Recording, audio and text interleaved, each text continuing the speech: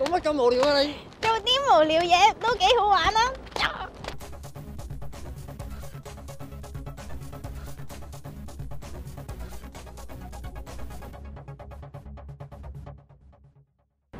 可能大家都聽過呢隻 Pocket God 嘅 game 啦，點解仲要推介呢？因為佢每隔一段時間就會推出新一集，每次都有驚喜㗎。好似近排 update 嘅呢個版本，佢就可以咁樣整大個太陽，等佢哋熱死啊！仲有隻水怪走出嚟添。呢個程式雖然好平，但係買咗一次之後，成日都有唔同嘅新嘢，都幾抵玩㗎。我哋一齊發掘下呢隻 game 嘅樂趣啦！呢個 game 嘅無聊指數，我哋俾佢有3粒半星。睇下部機個畫面，點解會變到咁得意嘅呢？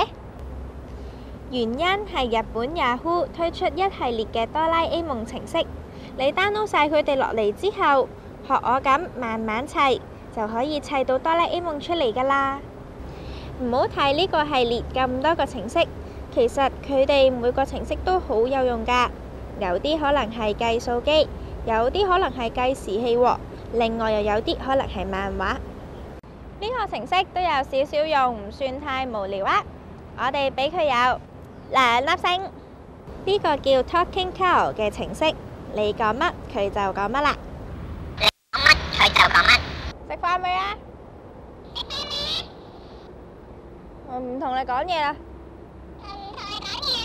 嬲你啊！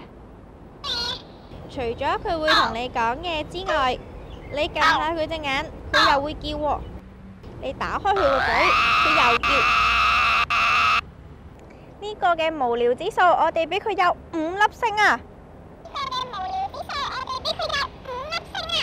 雖然呢啲程式都好鬼無聊，但係香港人平時做嘢咁辛苦，輕鬆一下都係好事嚟㗎。做人最緊要開心啊嘛，係咪先？